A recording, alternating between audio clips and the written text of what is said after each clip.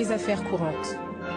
After voting in 1961 to join French Cameroon, at the time called East Cameroon, the people of former West Cameroon have felt cheated in the marriage between the former colonies of Britain and France. They have always referred to the 1961 Fumban Conference, which mapped out ways in which the two bodies will be structured. The agreement on the formation of a federal state between political elites, according to Anglophones, did not provide for equal partnership, let alone preservation of cultural heritage and identity of each other.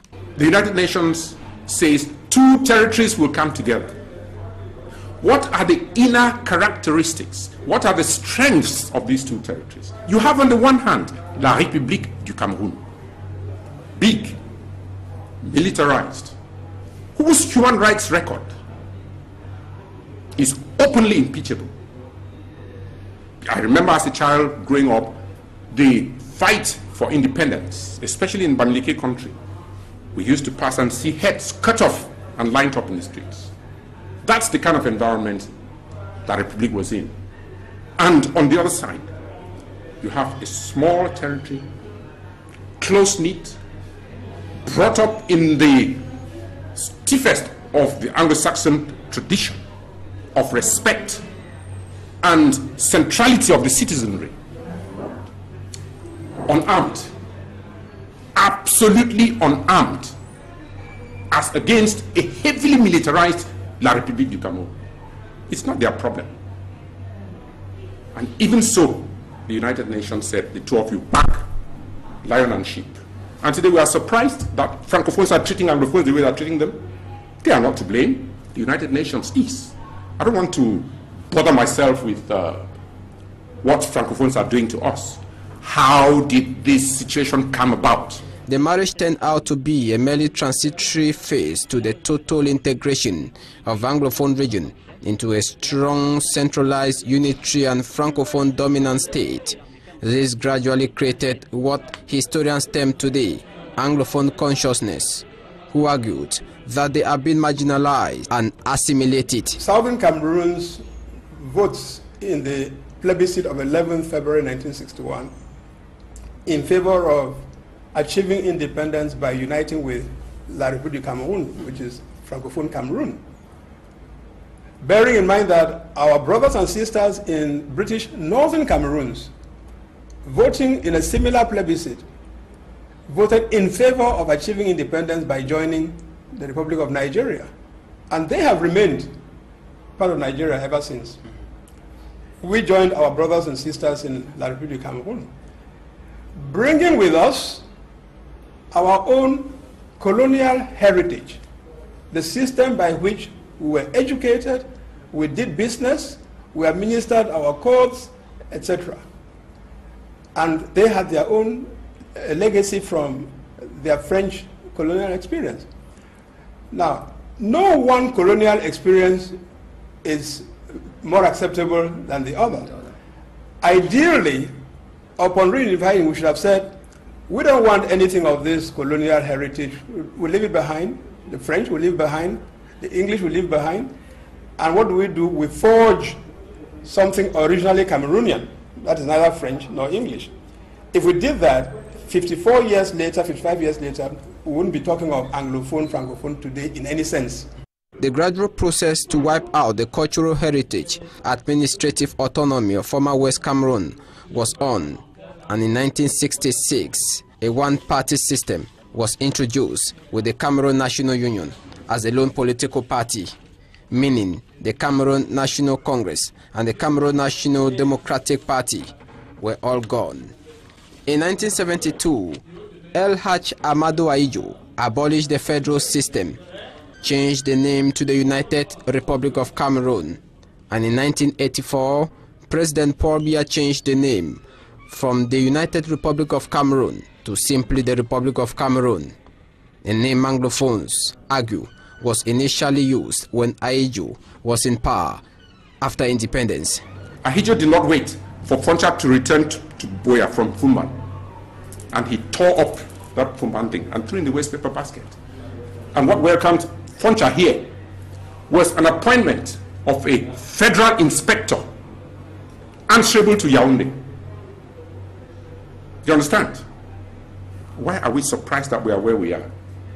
We cannot be, we should not be, we must not be. All these were boiling within Anglophones, but leaders or elite had no gut to point out some of these mishaps. But when the political field was liberalized with the birth of the SDF party in the 90s, all other groups came up. That is where the All Anglophone Congress or the All Anglophone Conference, the ACC, which drafted a constitution to provide political and financial autonomy with separation of powers between executive, legislative and judiciary came about. They equally proposed that Anglophones and Francophones could do power sharing, where power could alternate as far as the post of presidency is concerned. But this has never been done. Not even the All Anglophone Conference could solve the issue. This has remained in the drawers for decades, and dissenting voices have in the years been silenced with either appointment or intimidation. But in 1972, the federation is abolished. We become the United Republic of Cameroon. The parliament in Buea, our National Assembly, disappears. Our government disappears. Our system of courts disappear. And what happens? Progressively, the Francophone system of government based on the French model is transposed to our part of the country, systematically. Okay. Why continue to pay lip service to the fact that we have two cultures and all of that? So if you observe, over, especially with intensity, but it started before that, but with intensity since 1972, there has been systematic erosion of everything that we know as our culture. The turning point in what has become today as Anglophone problem, which has for the past 7 months been top on the news, is the holding on May 9 in Bamenda, the All Common Law Lawyers Conference, attended by members of the FACO Lawyers Association, the FACLA, Northwest Lawyers Association, Noela, Manu Lawyers Association, Mala, and Meme Lawyers Association, Mela. The lawyers decried the degrading situation of common law system, the deployment of Francophone magistrates to common law zones, who speak every language perfect except the English language. This, to the lawyers, was a slap on their faces, the assassination of the bi-juro system, and the only solution to them was for a return to the federal system. Well, our grievances are many, they are numerous, they are diversified, but we had all our grievances put in a memo of 9th of May, the memo after the Common Law Lawyers Conference that took place in Bamenda. We had a memorandum which we served a copy at the presidency, the prime ministry, at the Speaker of the National Assembly, the Senate, and all the diplomatic missions, with also the Cameroon Bar. One was served with Cameroon Bar, and the other one for the Minister of Justice was served at the Cameroon Bar also. So we catalogued the issues that we feel that needed the attention of the government. For example, we talked about the training of the way lawyers, magistrates are being trained. For example, we expected that we should have a common law bench at the Supreme Court. We talked about a common law section at the NAM also, the redeployment of civil law trained magistrates to the civil law jurisdictions and common law trained magistrates to the common law jurisdiction. We talked about the creation of a law school. We also talked about the fact that we expected that the Anglo-Saxon education should not be adulterated. These and many issues were raised to the government. But the bottom line in all the documents that we've handed is the issue of marginalization. So it's not just about issues that touch and concerns lawyers, because we don't live in a vacuum. We live in a society, and we feel the problems which that community, the Anglophone community that we live, faces. So the Bamenda Declaration was sent to President Paul Biya for review and consideration. 1 year after, in 2016, nothing was heard from the head of state. Common law lawyers wondered aloud why it has taken so long for the presidency to reply. Our problems through our memo, we never had any response. I mean, we have proof of acknowledgement of receipt. You know, I was part of the team even that deposited served some of these documents. We didn't have any word from the government. Another meeting is previewed where all lawyers took part and refreshed the call for a return to federalism. In 2016, this year, in February, we met in Buea, where we had the Buea Declaration, which affirmed the memo, the Bamenda Memorandum. So we created the Common Law Lawyers Council, but Buea Declaration was reaffirming the issues that we had raised in Bamenda. Nobody responded to us. We also did serve it to all the governmental institutions, but nobody responded. In mid-September 2016, the lawyers' problem became unbearable and there was need for action. Barrister Roland Abeng, coordinator of the Lawyers Forum, called a press conference to demand the translation into English, the Ohada Business Law. A press conference is previewed in Aqua Palace, Douala, visited by the duo for Douala 1, Jacques-Marc Ekwambarga, who will later make a U-turn. The Cameroonian description of a Bafia dance, banning the conference and threatening to arrest everyone found at the site. Security forces were later deployed there. Dedicated to sensitizing journalists and the public on the necessity to translate existing revised Ohada laws into English, from French to English. We were just lawyers mobilize themselves, and we're expecting about 1,200 lawyers. At Aqua Palace Hotel, I had gone ahead and arranged for everything, and we're just waiting for the lawyers who were already on their way to Douala. And this afternoon, I was notified a ban of that decision banning the press conference. The same person who... Yes, the divisional officer for Douala 1, who authorized the press conference at Aqua Palace to take place from 11 a.m. to 12 a.m. on Saturday, 1st of October, suddenly served another decision banning the same press conference. So what did he say? Well, his reason is, he used the French word, déclaration insuffisante. Apparently that I did not reveal all of the facts of the press conference when requesting for an authorization. So the cankerworm had eaten deep and even deeper. On October 8, the common law lawyers who had planned for this gathering decided to launch their first strike action. The first phase, which was to march on streets and demand for federalism, among others. The second phase, to boycott court sessions. Then, on the 6th of October, in Bamenda, we had a meeting and we decided to call for a strike action. That is when the whole attention changed, and then the government started, you know, it took a while. Even after the 4 days sitting strike, we extended the strike action again. We met in Buea and extended the strike action. We went to Kuma, extended it indefinitely. And after that, we met in Bamenda again in Kumba, and decided that we are going to have a peaceful meeting at the court on the 8th of November in Bamenda and the 10th of November in Buea. Yeah. And that is where everything started. Yes, that is where when lawyers went to the street and they were brutalized. Yeah, that is where all hell had to break loose. There was mayhem. In Bamenda, it was a peaceful, because they prevented us from getting into the court. We had to descend down the hill. We went round the town, and then we ended up at the Liberty Square, where the president of the Northwest Lawyers... No, we have been molested. We don't know what to do. Fakla under Barrister Agbon Kongo Bala made the first move with a peaceful strike action that turned out violent as police clashed with the lawyers, beating, kicking, slapping, arresting and seizing their robes in Buea. Look, the senior colleague is terrible. Me truly. Look at what is going on. We have been maltreated.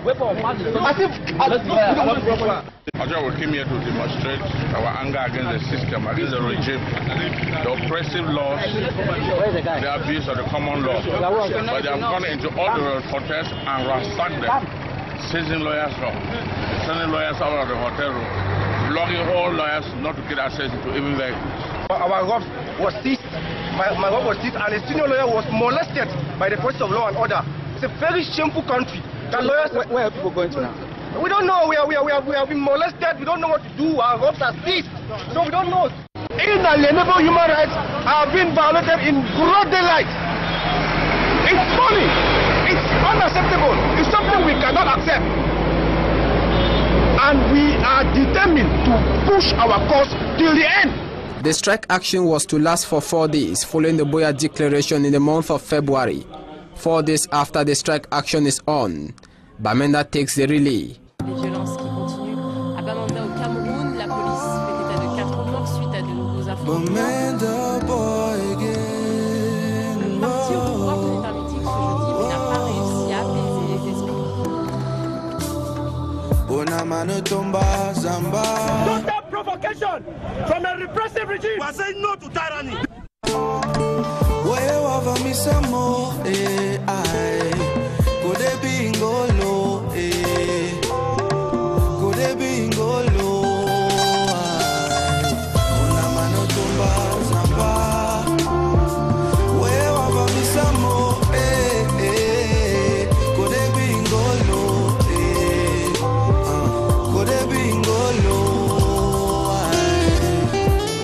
Lawyers besieged the premises of the Court of Appeal, read the declaration after flexing muscles with security forces.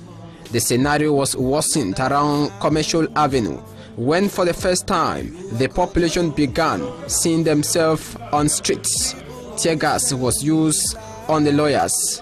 The towns of Kumba, Limbe, Moyoka, Tiko and other areas like Manfi later joined the strike with a peaceful march.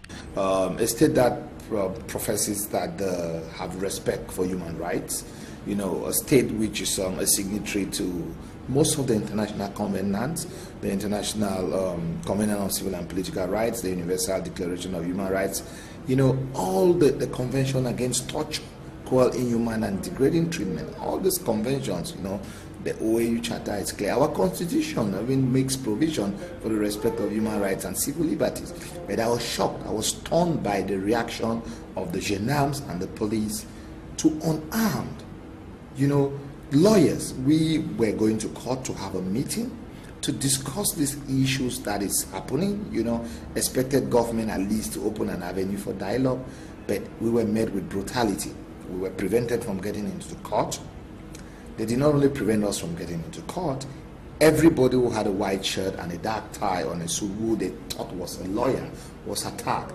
They seized lawyers' wigs and gowns. You know, lawyers were beaten, removed from their cars, removed from taxis. You know, they were hunted. We have a colleague, Bobo Dixon, Pastor Bobo Dixon, who ran into the police station in Munya for security. And the same police station, the police officer, a certain lady from my division, had to shout that they should take him out, and you could see on the video how he was being beaten and humiliated and treated in a very degrading and shabby way. This is a country where we expect that human rights are supposed to be respected. How do you get, when you are in any civilized society, which is a presumption that ours is a civilized society, when you are in danger, you run to the police, you run to the gendarmes for protection. These same gendarmes who owe us a duty of care, who are there to protect us. Not so. The police, for example, they are civilian forces, not so, meaning that they are to maintain law and order, to protect the civilians.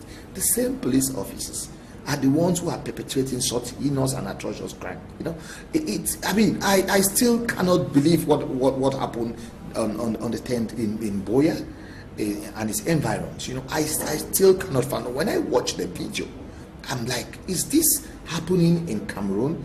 The government has banned the activities of our constituent associations of the common law movement. With that and the carnage that is being perpetrated on the population of southern Cameroon, we do not want to be foolhardy and expose our members to be maimed and killed by the security forces of La République du Cameroon, who is feigning to be interested in dialogue, but at the same time unleashing its security forces in the southern Cameroon as if it is a war theater. if you see the gory pictures of children killed and maimed, girls raped, so many have actually disappeared. Yet the government is talking, we want dialogue. In fact, one of the street boy magistrates, not magistrate, one of the street boy ministers, Atanganji Paul. Why do you call him a street boy? From his conduct. From his conduct. He's just acting as one of the gangsters in the street. How does a minister go on television and run his mouth the way he did, virtually passing death sentences on the people who lead the civil society organizations like myself? In fact, I have confirmed testimony from 2 different sources at different locations. When Atanganji Paul announced that if they cannot pick Bobga up, they should gun him down.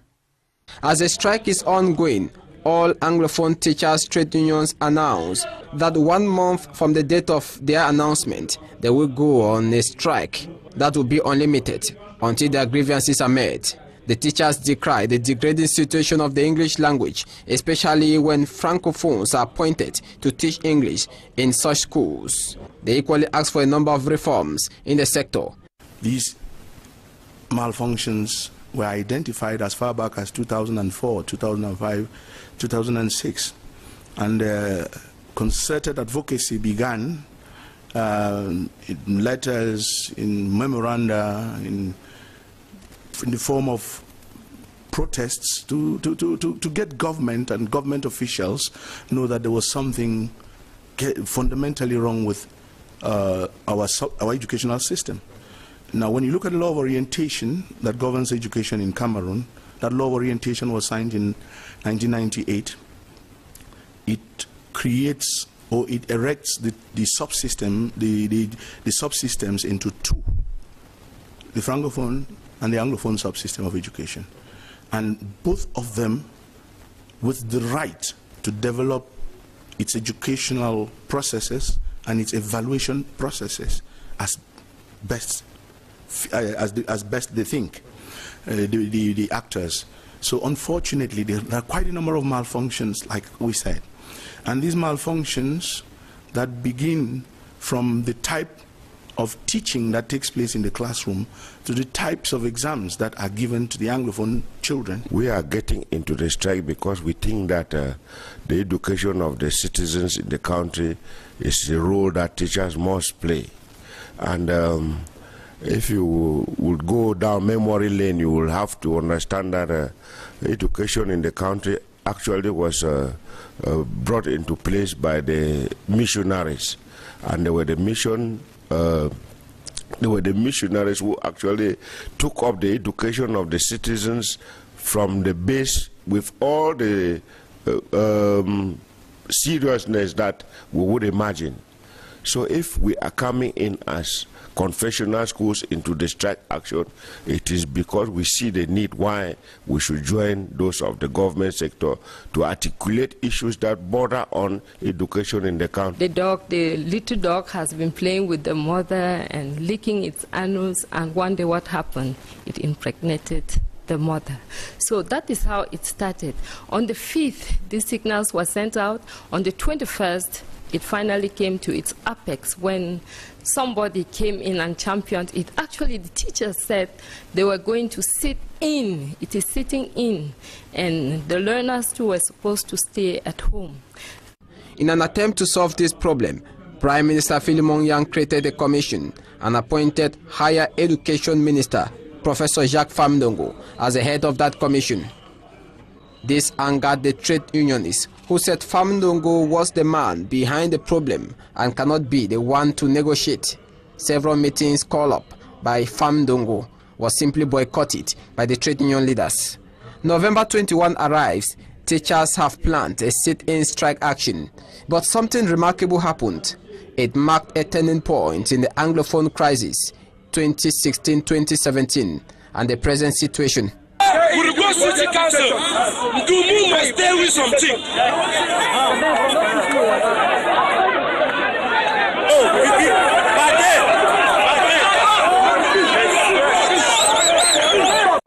Radio animator who took advantage of the teacher's strike brought a coffin at Commercial Avenue, Bamenda, saying he was prepared to die.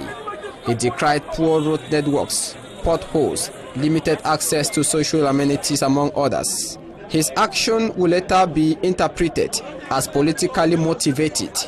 The arrest of Mancho BBC by police sparked outrage in Bamenda. Fuel had just been added on the fire.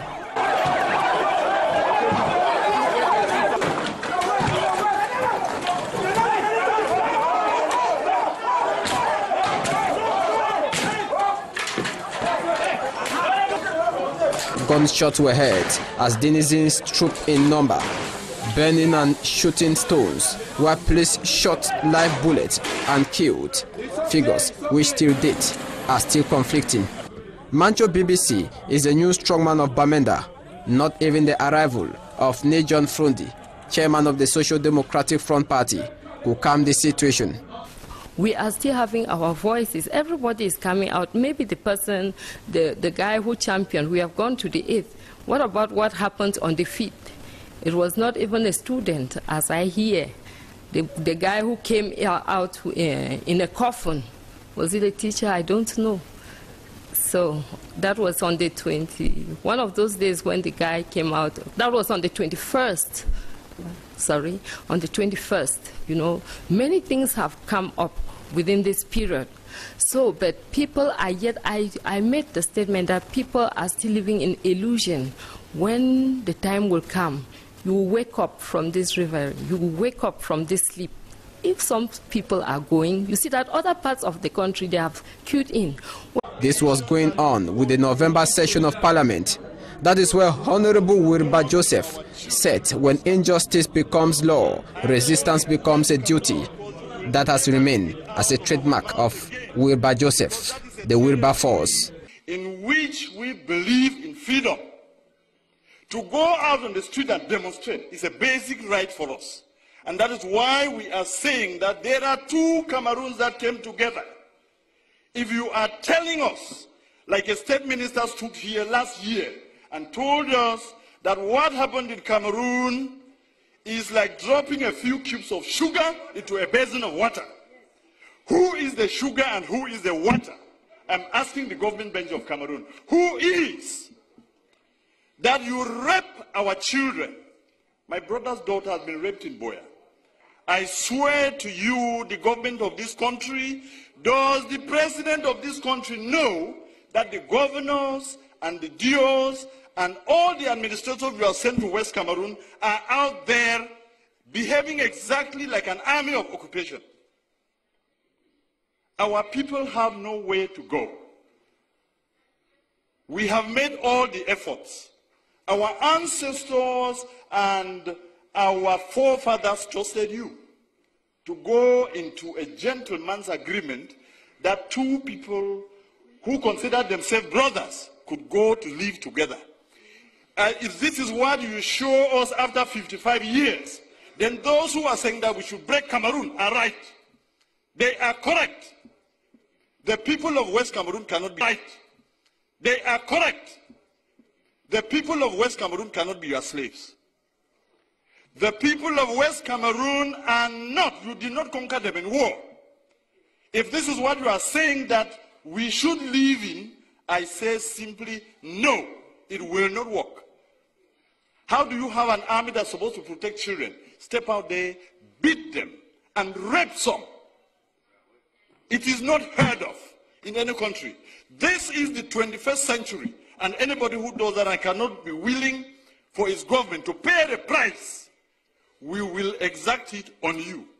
Because you are making us believe that we went to the wrong place. The problems in Cameroon, the problem we have in West Cameroon, is the problem that will bring down Cameroon. If you do not handle it well, you will not know Cameroon as it is in a few months or in a few years.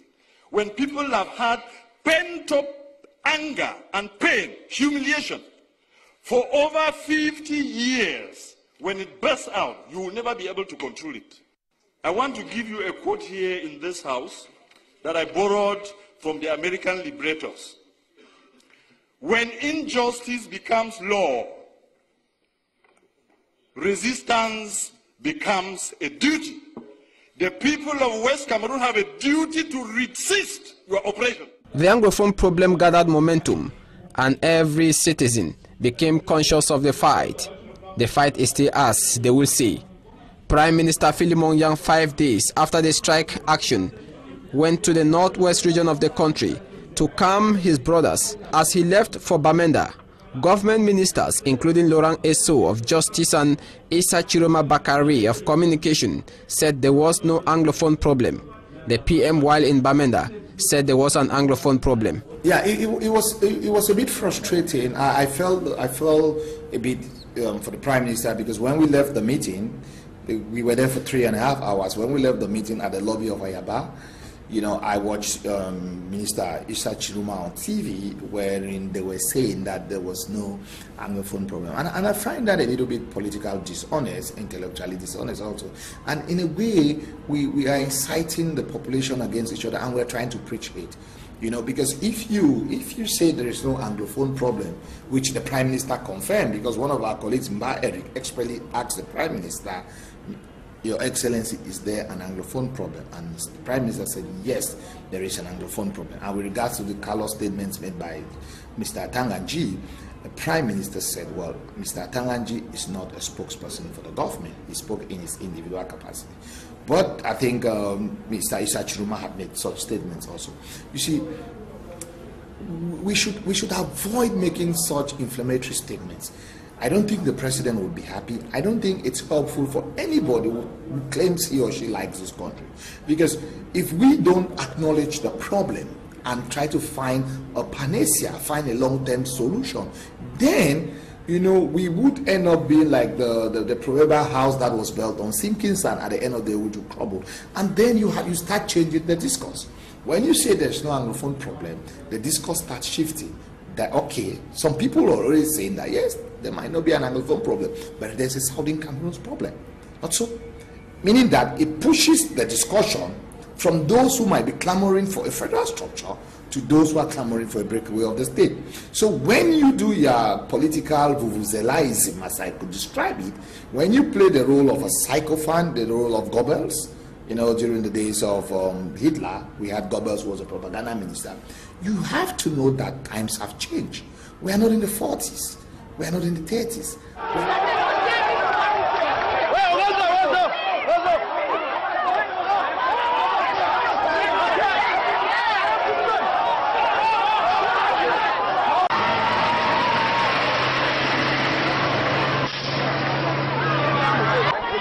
On November 29, the Anglophone crisis deepened with a violent crackdown on UB students.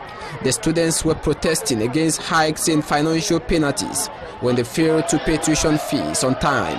The University of Boya Student Union masterminded the strike action.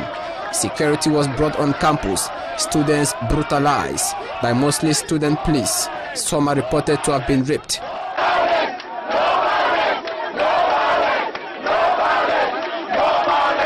Some are even said to have died. Some students were arrested and later released.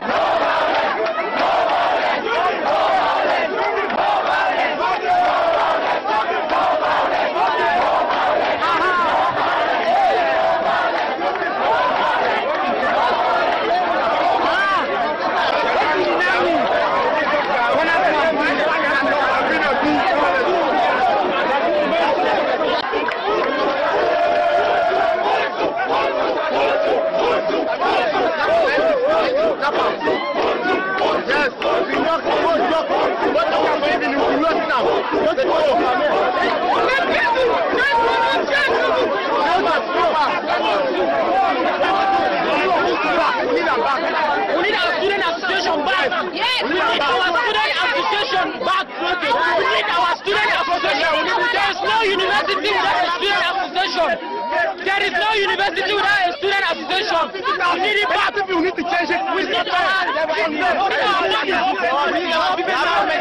have to do for us, so we have to do it. It was a peaceful meeting that they held in front of Central Administration. They wanted their Vice Chancellor, because the Vice Chancellor is still Vice Chancellor. She was appointed to serve the students.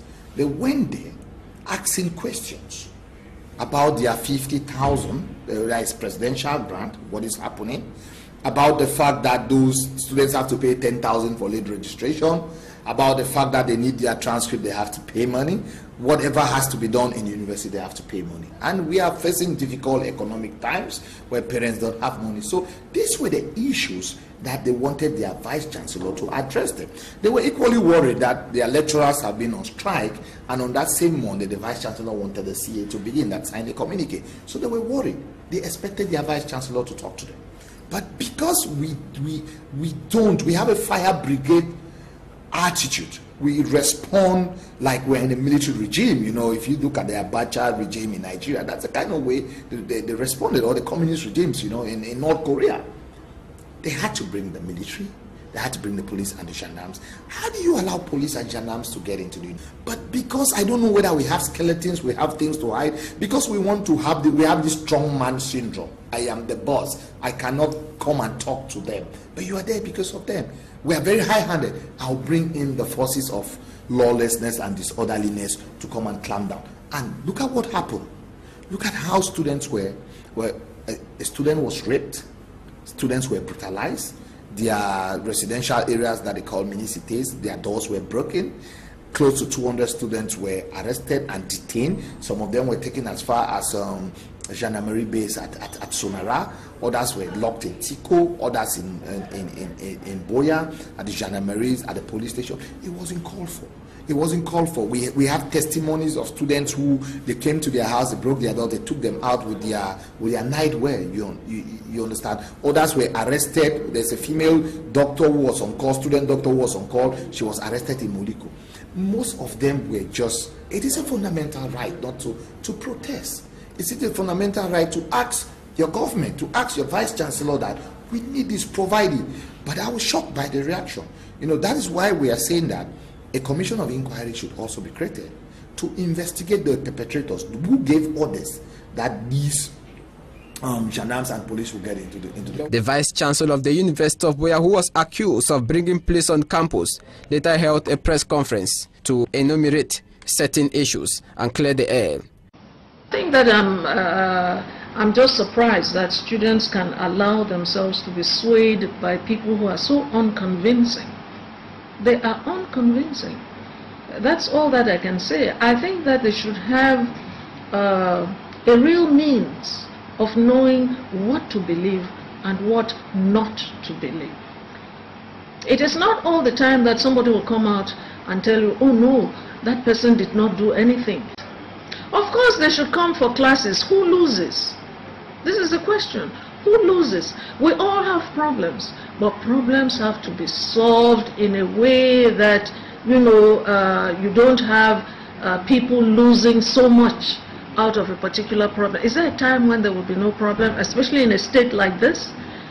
Yes, of course. I think the DVC control was already naming it. She was telling you that as people stood there, some students came from, I don't know where, from outside, from the river down there, and were throwing stones.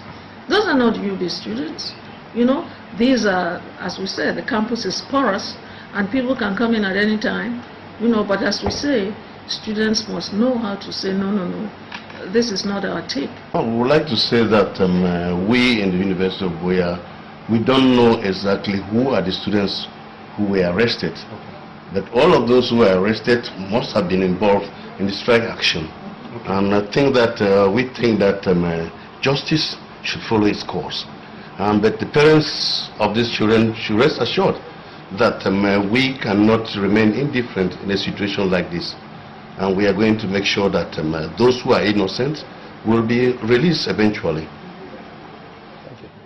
For the violent clash with UB students, SDF parliamentarians and senators had taken part in a peaceful march in Bamenda on November 28 in support of lawyers and teachers.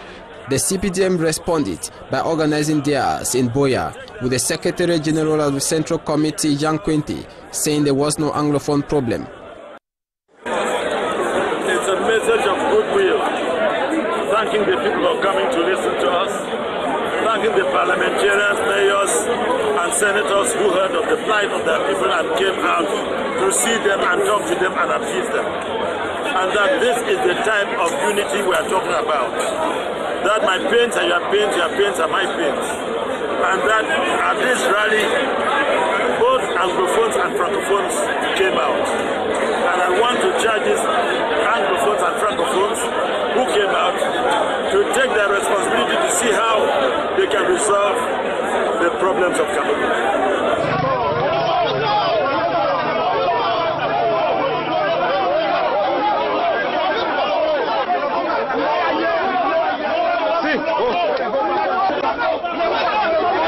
But when the SDF came in Buea to organize their peaceful march, they were blocked by some youths of Buea early December.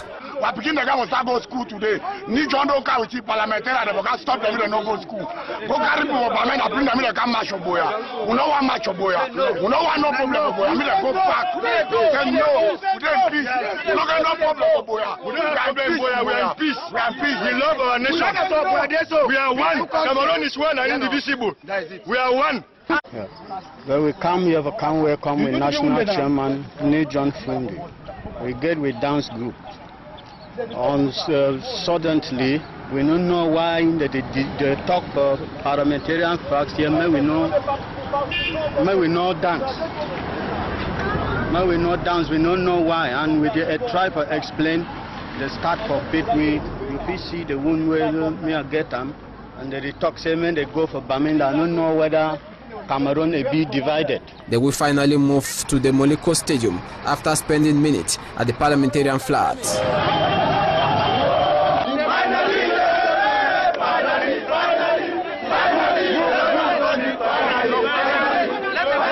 On to the third step. Before I got here, not so? Yes. Did I jump up here? No. Can we jump into independence? No. We have to take the steps. Yeah.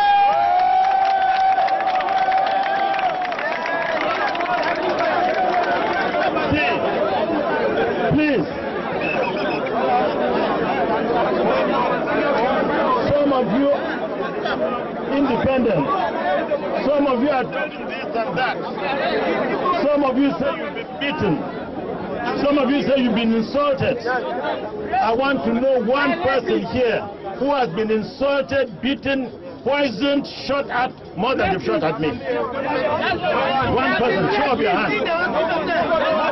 How many?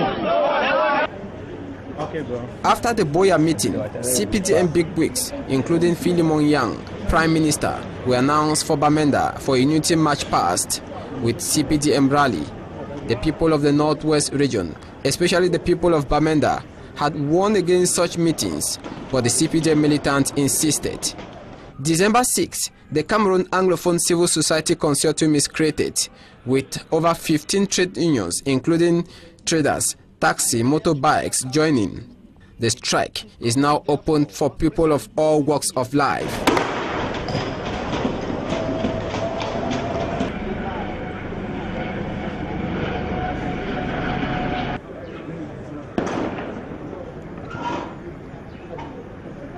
Translate that question to another language.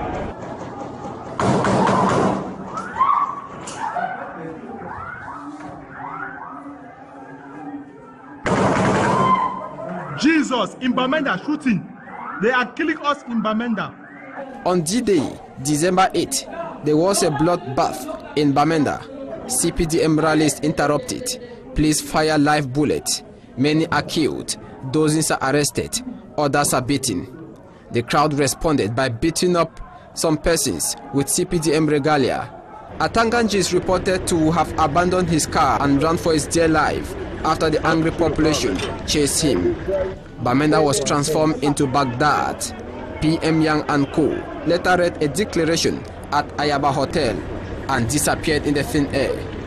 Massive arrests are done.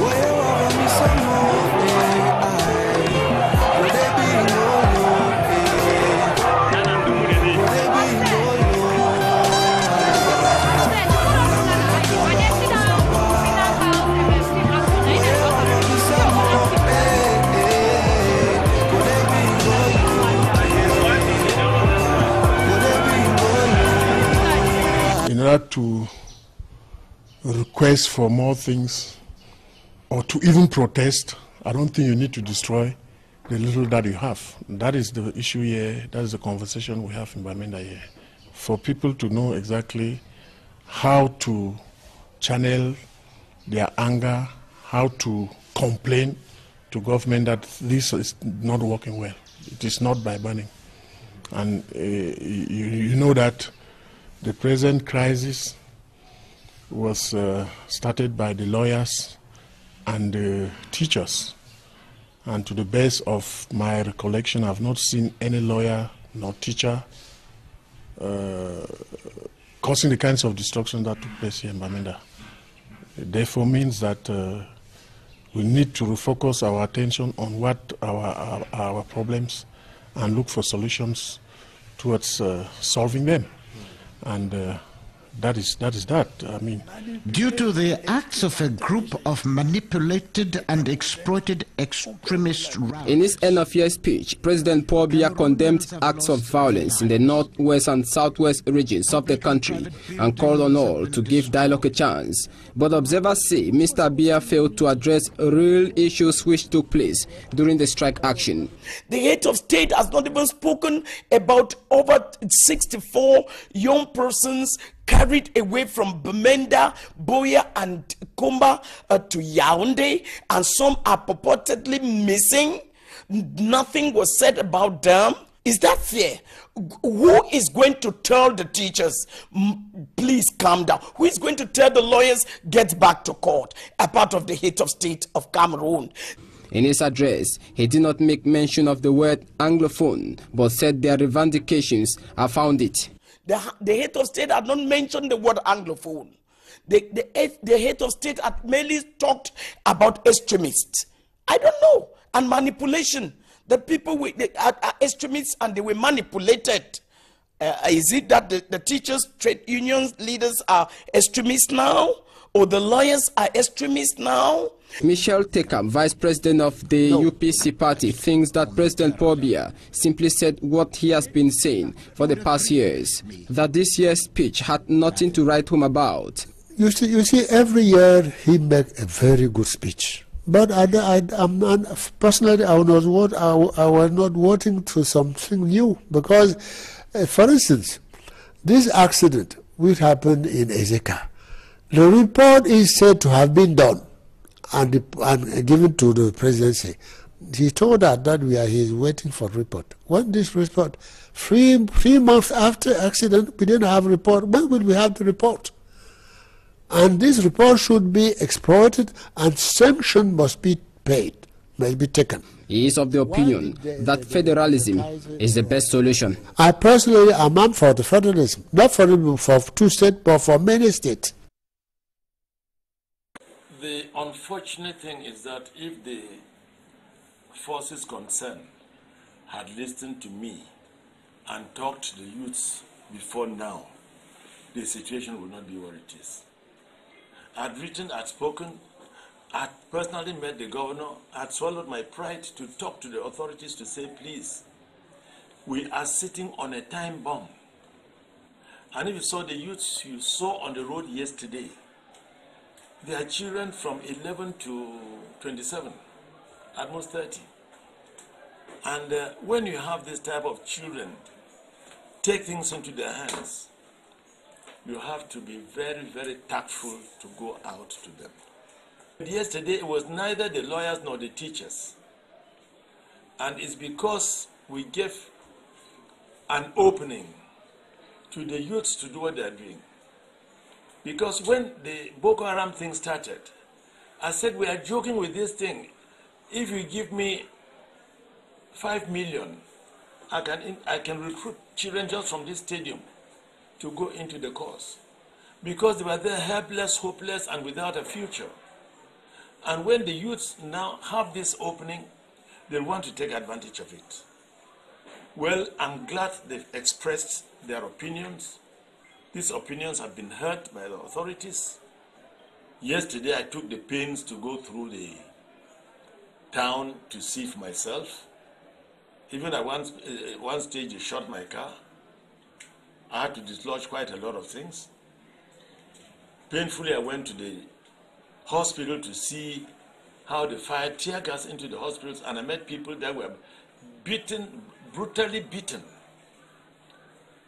And I said, all these things we've taken note of and cognizance of.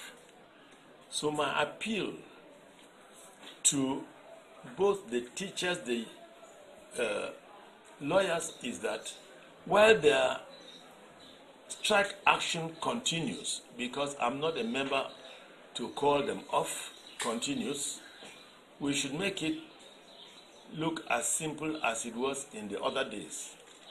And I will strongly call on the authorities, Mr. Biya and his government, to listen to the voices of the Cameroonian people. Here they're still firing tear gas, firing right in my compound. And the smoke of it comes to my compound. Our grievances are purely educational grievances. However, we have taken note of the fact that our community wants federalism, and we as union leaders can't be indifferent to that. Federalism is a system of government that is best adaptable to the Cameroonian situation, where you have two cultures that are constantly clashing. You know, every 10 years, every once in a while, issues raise up because all the ministers of education are francophone. They come up with fresh ideas to assimilate the English subsystem of education. In a federal structure of government, they won't be able to do that. That's why the federalism is so important for us. However, we are conscious that federalism is not an issue for now. But the reforms that we want in education are issues for now, not tomorrow. Okay. So, Wilfred Tassang, you are confirming, like the Executive Secretary of Cameroon Teachers Trade Union, that the strike continues. Second, it will only be called off if something concrete is given to the teachers.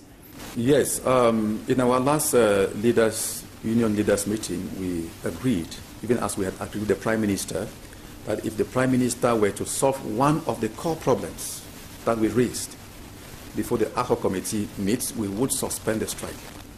So we are still waiting for the Prime Minister and the government to solve one of those core problems. And the core problem that we have here is the withdrawal of Francophone teachers from teaching Anglophone children, and the withdrawal of Anglophone teachers who have been deployed in Francophone regions to teach Francophone children subjects other than English language.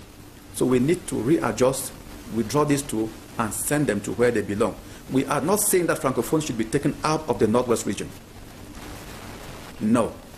We are saying that in a school like GBHS, downtown Bamenda, for instance, where you have Francophones teaching Anglophone children, they should remove those Francophones and send to the Francophone department of that school to teach Francophone children. That's what we want. If that is done, then the unions will consider... Prime Minister Philemon Yang will later create two commissions, one to look into problems raised by teachers and the other for lawyers. His Director of Cabinet, Paul Gogomo Mingo, was in charge of negotiation with the teachers, while the Foge Commission looked at problems raised by lawyers. The Teachers Commission later met towards the end of December 2016, but no solution. The Commission's head was forced to postpone to January 12. On January 12, therefore, the Commission met in an enlarged meeting with additional 10 members from the southwest region of Cameroon. But before January 12, something unprecedented happened on January 9, day of school resumption. Of course, school did not resume in the two English-speaking regions of the country. It was Ghost Town Act 1, Day 1. 10 minutes past 7 a.m. local time.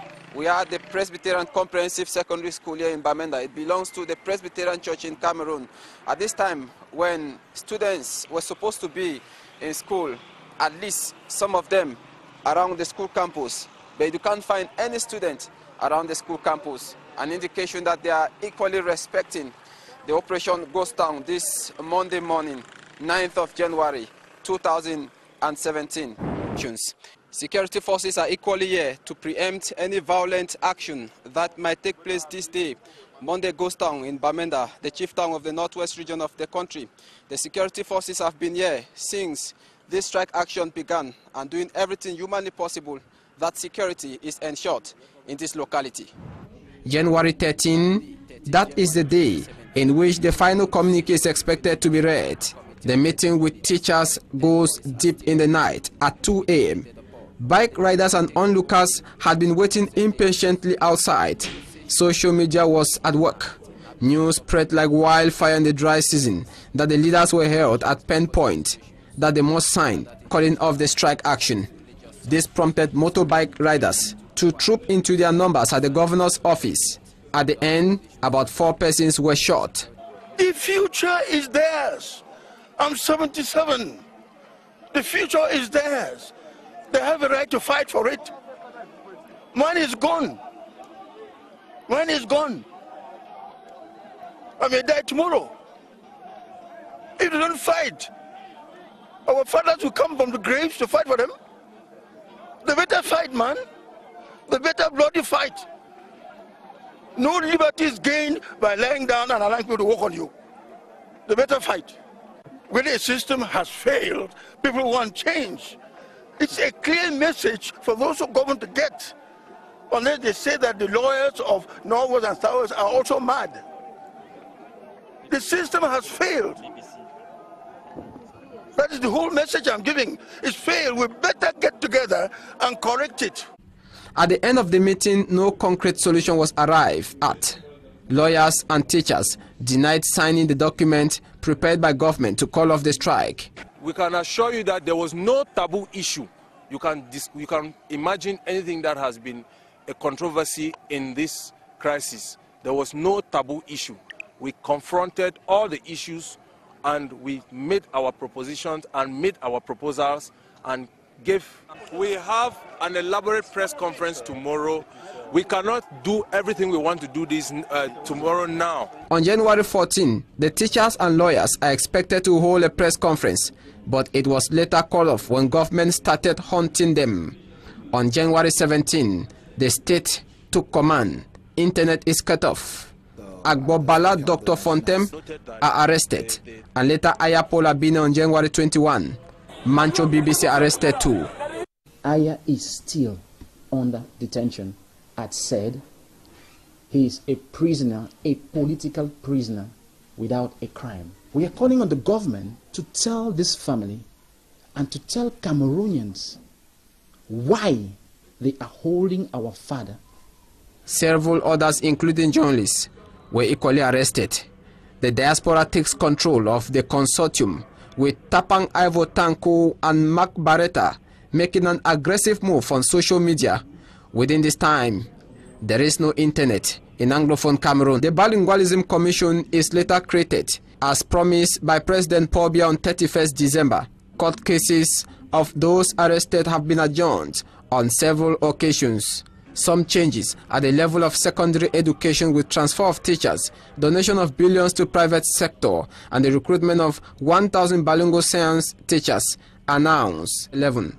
On February 11, therefore, in the 2 English-speaking regions of the country, it recorded one of the low celebration, low-key, timid celebration in the 2 regions.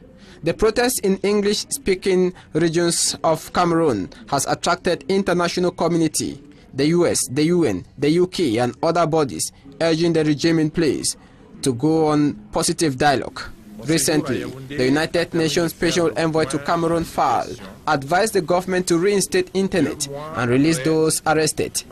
Barely 2 weeks later, internet is restored, but those arrested have not been released. There is no gainsaying that the Anglophone crisis has changed not only the way of life of Cameroonians, especially in Francophone zones, but also those of ministers who are now speaking English in public outings. The government has made several efforts to ameliorate teachers' condition and even those of the lawyers. They have even launched entrance examinations into ENAM for English speakers. But SCNC, the Southern Cameroon National Council, activists think that it is not good enough. They need total independence. But the form of the state is not debatable, according to the head of state, Paul Biya. What next? Cameroon common law bar. Understand me